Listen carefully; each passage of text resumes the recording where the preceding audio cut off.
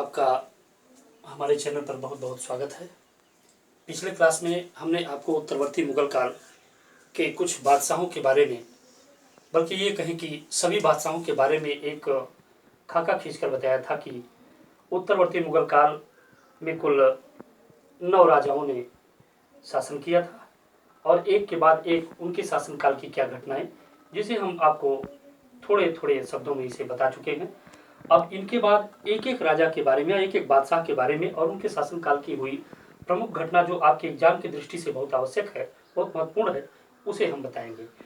पिछले क्लास में हम आपको उत्तरवर्ती मुगल काल अर्थात औरंगजेब की मृत्यु के बाद उनके सबसे बड़े बेटे या कहें शासन पाने वाले जो बेटे सत्ता में आए वे थे बहादुर शाह प्रथम। बहादुर शाह प्रथम जिनका मूल नाम मुअज्जम शाह था, इस राजा ने सत्ता हथियाई थी और उनके शासनकाल के सभी प्रमुख घटनाओं के बारे में हम आपको बता चुके हैं। अब इसके बाद आपको इस चैप्टर में यही बताना है कि सिखों का विद्रोह दबाते समय बहादुर शाह प्रथम 1712 में जंग मैदान में ही तबीयत खराब होने से मृत्यु को प्राप्त हुए और उनके भी पुत्रों में उसी प्रकार उत्तराधिकार का युद्ध हुआ जिस प्रकार से उत्तराधिकार का युद्ध वे स्वयं लड़ चुके थे। जैसे अब आपको यहाँ हम बताना चाहेंगे जहांदार शाह के इस चैप्टर में, जिनका शासनकाल 1712 से 1713 है, इनके शासनकाल में बहादुर शाह प्रथम के जो पुत्र यानी जो पूर्व राजा जिनको हम आपको पहले पढ़ा चुके हैं, बहादुर शाह प्रथम के 4 पुत्र जहांदार, अजीमुशान, रफीउशान और जहान शाह। उत्तराधिकार के युद्ध में इसी जहांदार शाह ने युद्ध में जीत हासिल की और आखिरकार मुगल बादशाह बनने में कामयाब रहे। इनका राज्याभिषेक हुआ, इस कर जहांदार शाह बादशाह बने। अब उत्तराधिकार के युद्ध में इन्होंने जो जंग जीती वो अपने आप से या अकेले ही नहीं जीती थी, बल्कि यहाँ आपको बताना बहुत आवश्यक होगा कि इस युद्ध में इन्होंने ईरानी गुट के एक नेता जुल्फिकार खां से बहुत बड़ा सहयोग प्राप्त किया था। जुल्फिकार खां, आप कहेंगे ईरानी गुट, आखिर ये ईरानी गुट क्या है, तो हम आपको पहले से ही बताना चाहेंगे। मुगलों में तमाम देशों से आकर लोग मुगलों के दरबार में नौकरी करते थे, अमीर उमरा सरदार वर्ग में शामिल हो गए थे। इसमें से उत्तरवर्ती मुगल काल में 3 गुटों का मुगल दरबार में वर्चस्व दिखाई देता है। जैसे मुगल दरबार के अमीर गुटों में आप देखेंगे तो ईरानी गुट यानी ईरान के वे मुसलमान जो मुगल दरबार में आकर अमीर बने थे या नौकरी करने आए थे और अपनी प्रतिभा के बल पर उच्च पद प्राप्त कर चुके थे। इसी तरह तुरानी गुट को आप ये जानें कि मध्य एशिया के वे मुसलमान जो भारत आकर मुगलों के दरबार में नौकरी करते थे, इन्हें तुरानी गुट, मैं फिर एक बार बता दूं, मध्य एशिया के मुसलमानों को तुरानी गुट कहा जाता था। और हिंदुस्तानी गुट ऐसे विदेशी मुसलमान जो थे तो विदेशी लेकिन उनका जन्म भारत में हुआ था और वे अपने आप को भारतीय मुसलमान कहते थे। वे भी मुगलों के दरबार में एक गुट के रूप में, एक सरदार अमीर उमरा वर्ग के रूप में शामिल थे। तो इस समय उत्तरवर्ती मुगल काल के समय आप देखते हैं कि 3 गुट बड़े प्रभावी मुगल दरबार में, ईरानी, तुरानी, हिंदुस्तानी। इसमें से ईरानी गुट के जुल्फिकार खां ने उत्तराधिकार के युद्ध में जहांदार शाह की बड़ी मदद की और जुल्फिकार खां की मदद से यानी ईरानी गुट के मदद से जुल्फिकार खां ने अपने सभी भाइयों को युद्ध में परास्त किया और युद्ध में परास्त करने के बाद राजगद्दी प्राप्त करने में सफलता पाई। ध्यान रहे, अब जबकि जुल्फिकार खां ने बड़ा सहयोग दिया था तो जहांदार शाह ने जुल्फिकार खां को अपना वजीर बना लिया और जुल्फिकार खां के पिता असद खां इनको अपना वकील बना लिया। वकील अकबर के जमाने से एक बड़ा उच्च पद होता आया। वास्तव में पहले वकील ही वजीर था, लेकिन बाद में इस पद को अकबर ने कई भागों में बांट दिया। जब महामंगा या उनके पहले बैरम खान ने इस पद का दुरुपयोग किया तथा कभी तो इसको कई भागों में बांट दिया गया। बाद में वकील पद मृत प्राय हो गया और वजीर ही प्रमुख हो गया। लेकिन यहाँ एक बार फिर वकील पद दिखाई देता है जो राजा का विशेष सलाहकार, बादशाह का विशेष सलाहकार होता था। तो ये पिता और पुत्र, ये दोनों लोगों ने साम्राज्य के कार्यों में बहुत महत्वपूर्ण भूमिका निभाई।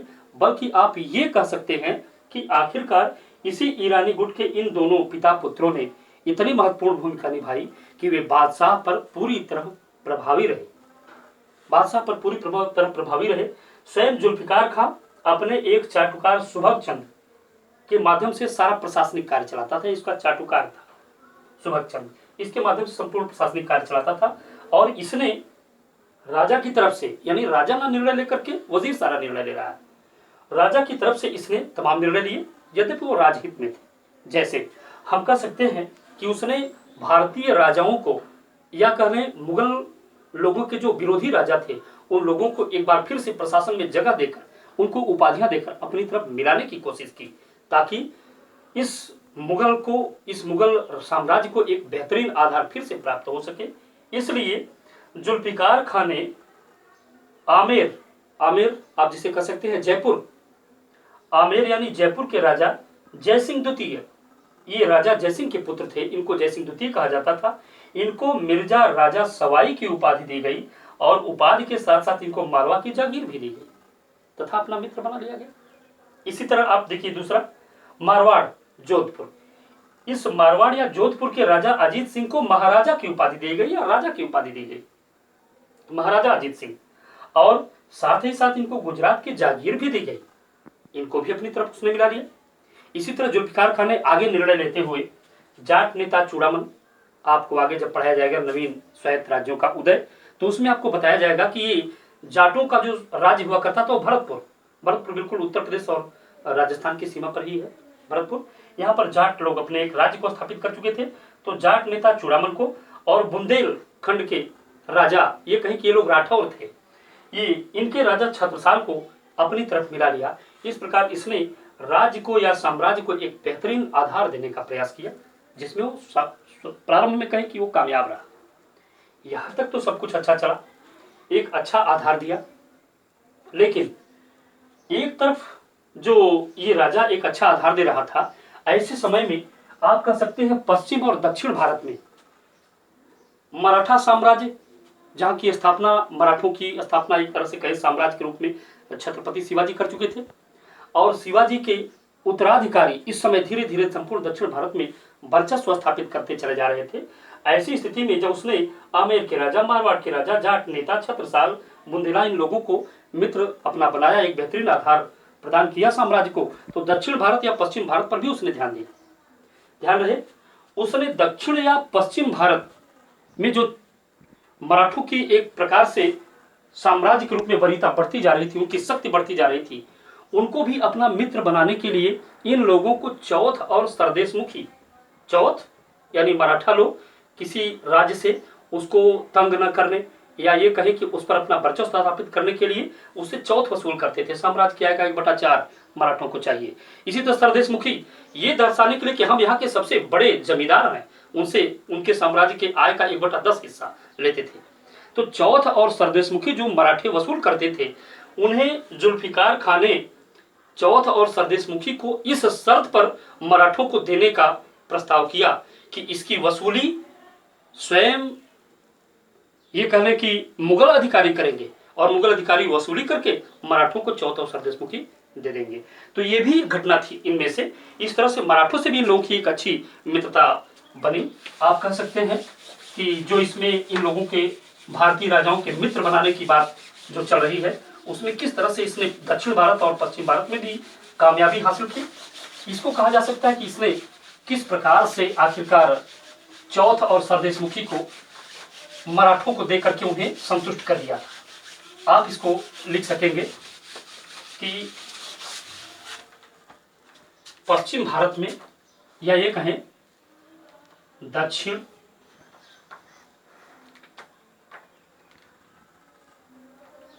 एवं पश्चिम में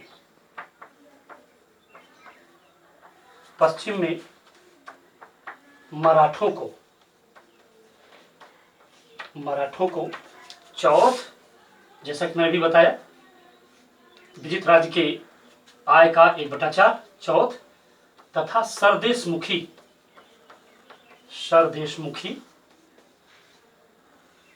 की वसूली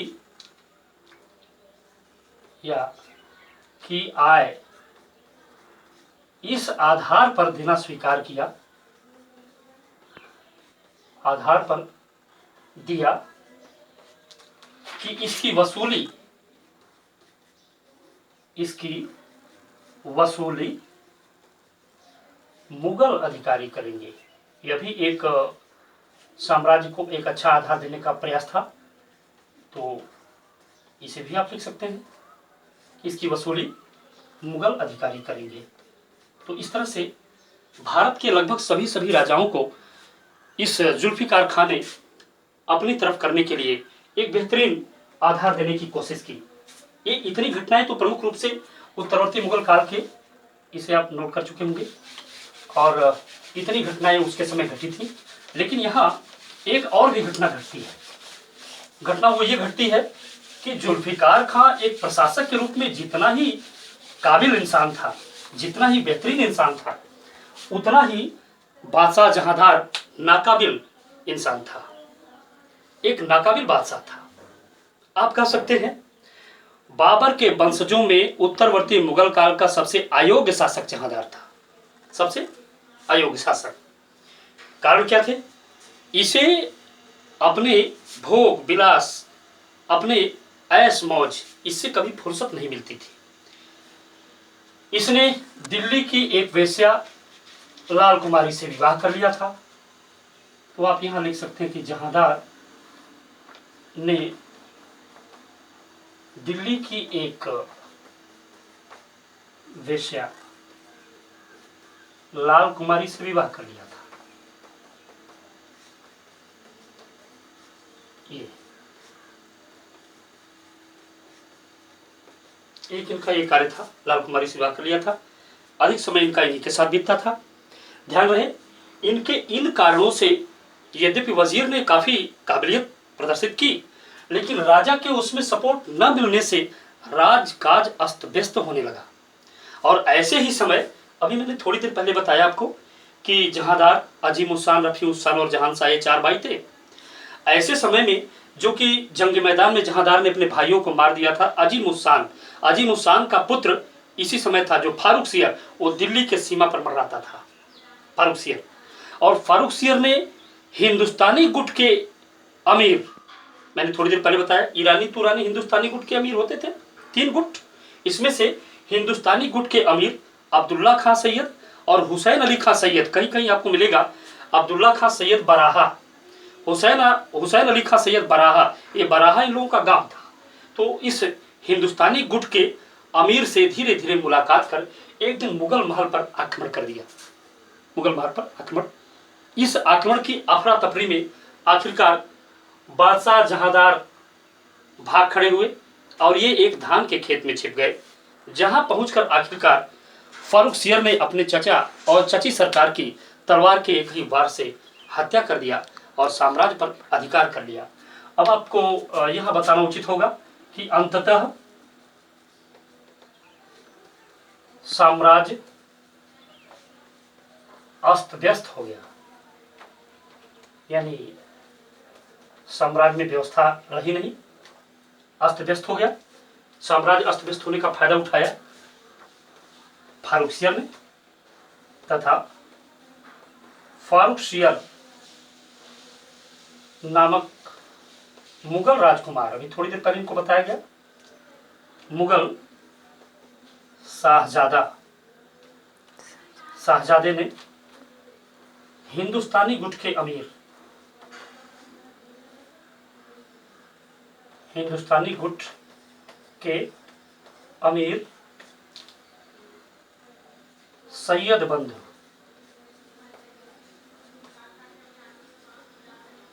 अब्दुल्ला खां,